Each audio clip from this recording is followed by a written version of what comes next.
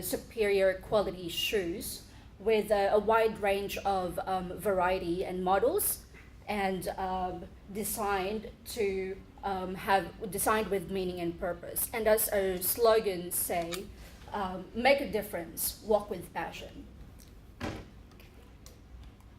And just to give you a brief summary of what happened over the 5 years, this mostly more of the financials. So we've, from year 11 to year 15, we've reached or exceeded the investors' expectation in terms of earnings per share, return on investment as well, from 16.12% to 24.73%.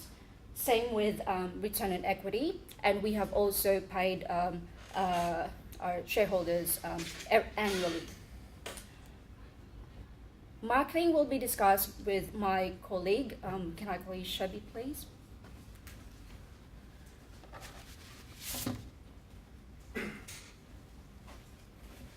Good morning, everyone, and thank you, Vaneza, for the introduction. So, in this section, I'm going to discuss about the marketing section of the company Freesole. So, I'm here starting with the three achievements, like three structures that we have put in the marketing segment. So, the first one is investment in brand advertising. So, we have had a good investment in brand advertising, and then celebrity endorsements, and we were focused on the differentiation strategy. So we were concentrated, like we were more conscious about the celebrity endorsements. So in year 11, the starting, we had a bid for the celebrity endorsement, that we had a bid. We made a bid for 1 million, and we won Steph Caraway in year 11 and starting of year 12. So that was for 1 million, and the contract was made for a 3 years period. So and coming after that, the finishing of year 3 years, we have won Nunchuck Norris for 2 years, and that was for 1.5 million, and that was about the celebrity endorsements. And we have increased our models, and from year 11 to year 15 we have increased our model from 200 to 350. So, and these are the three segments, like that we added on per pair. So these are the figures, like advertising and celebrity endorsements. We just had a bid in the starting, like year 11, and we won the bid on year 12. That's why we don't have the figure for year 11, and that's all for that. And these are the sales per segment, like with the internet, wholesale, and the private label. I'm sorry if we have something wrong with because it didn't show the private label. Sorry for that. And it's been quite good, like the wholesale segment, we have a good number, like from year 11 to year 15. And coming to the next, that's the operating for profit or market share. Like we were in very good position, like in year 14 we hit very good number, and we went down a little bit on year 13 because we had a issue with the plan, like with the depreciated, the equipment being depreciated, and we were concentrated about the training. So by coming to the human resource, we were more conscious about the welfare of our employees. So we started putting more amount in training purpose. So that thing where we had some downwards on year 13, and only in year 14 it was 107, like more than the maximum, like we have we got that. And coming to the human resources, and we, as much we value our customers, we value our employees as well. As I told before, other than we purchasing new equipments, we were concentrated on training purpose. So this action we were taken, like we increased our annual base wage from 1% to 3 per employee, and the incentive pay we have $0.5 to $1.25, and investment in training, that's we had a good number, like from $400 to $600 per employee. So that's all from my side. I'll invite Mr. Rajan, the Chief of Operations, to explain the operations section. Thank you.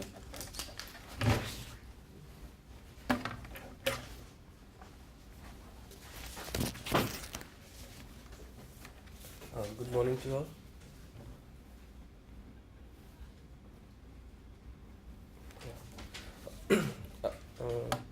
My topic, I have to speak on operations. Operations, we have these three strategies that we have done in the operation to reduce reject rate. First of all, we increase number of superior material. We increase the material because it helps us to increase productivity, and we improve our style also, which help to we can sell more and more products. Next, we increase plant capacity, which help our company to increase productivity and reject rate, which plant capacity is main thing which we improve and increase, which help us to improve the productivity, and this is the main thing that which we used. Next, we investing in special equipment, reducing reject rate by 50%.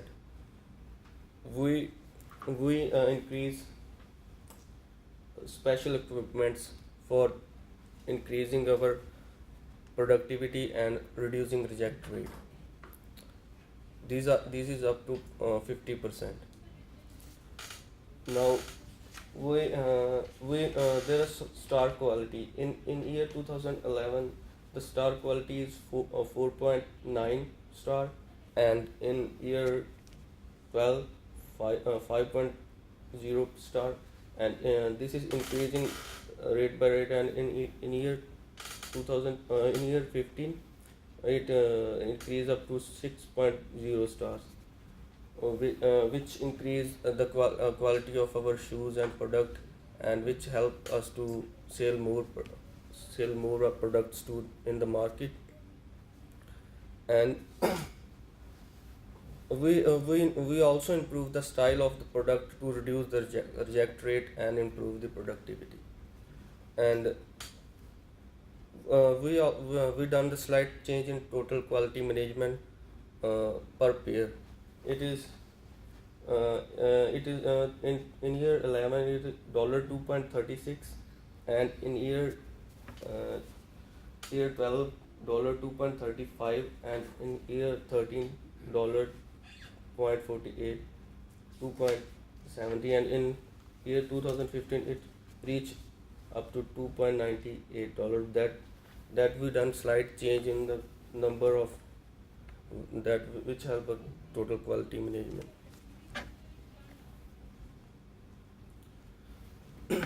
Now North America productivity and reject rates.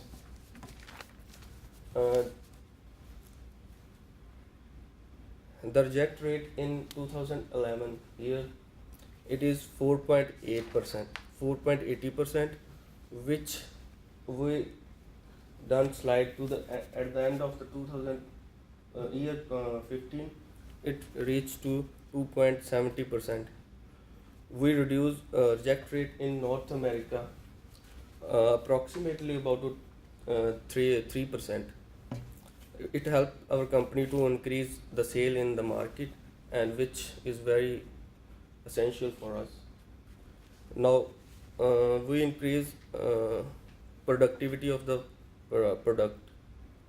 In year 2000, in year 11, we the productivity is 4.9 million, and we by these strategies it help us to increase up to in year 15 5.0 million, which is a little bit slight change, but we have done these because we have improved the style and the quality.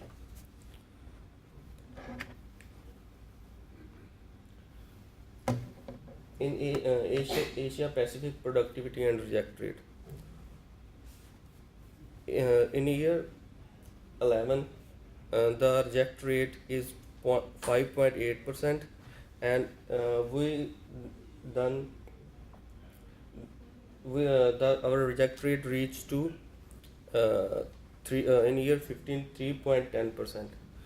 It is also because we have done these strategies which help us to reduce the reject rate. But in year 14, it is more or less, it is 2.90%, because it is increased because we increase the style of our product and quality, so that's why it increased in 15 to 3.10%. Productivity of Asian Pacific. Productivity of Asian Pacific is in year 11, it is 3.4 million, and it it increased to at the end year 15 3.5 million. This is increased the it helped it increased the productivity because we have done good quality and good product. We have improved the style and manage our capacity, and so that's why we have done. Thank you. Next, my friend will speak on finance.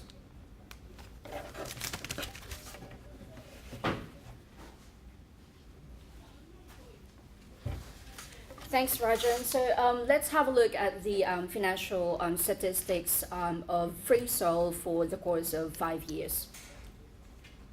So here's the financial performance. As we can see on the graph, that the revenue and net profit increased, and that's basically because we've invested on marketing.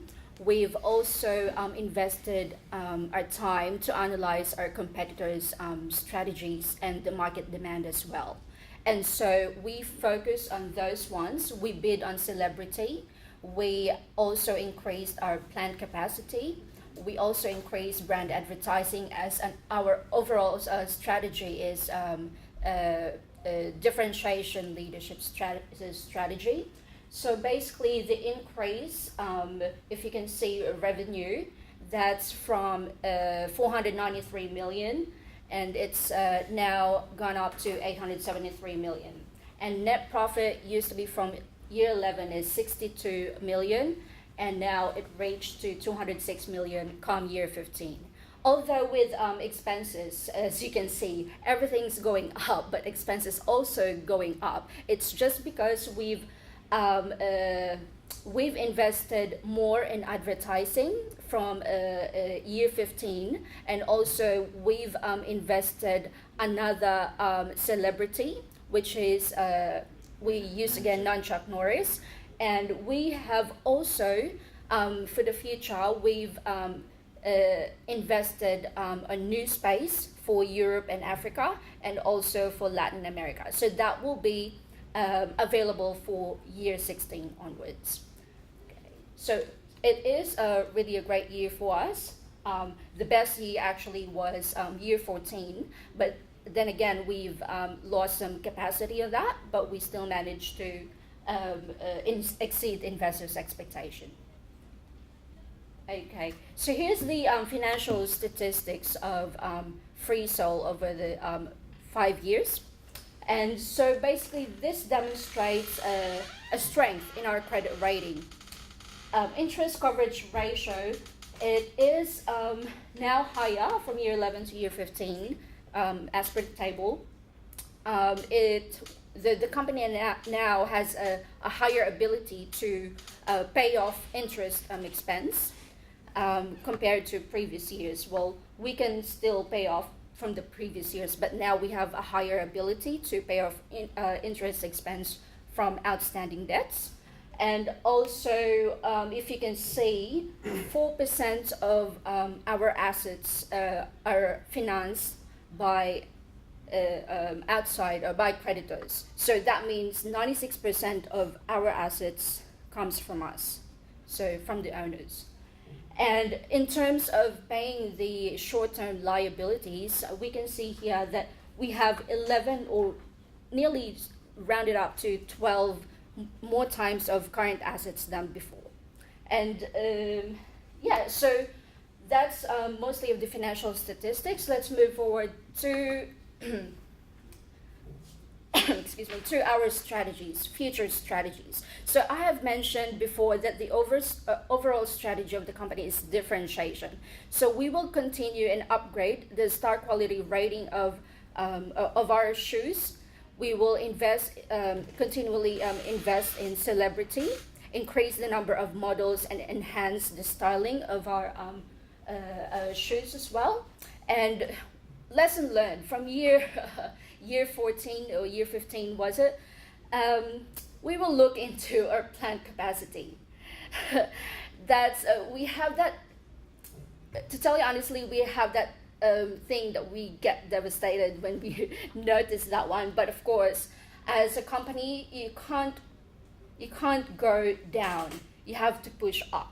And so that's what we did. So we buy more capacity. And then that's why we've invested in Europe, Africa, and Latin America, because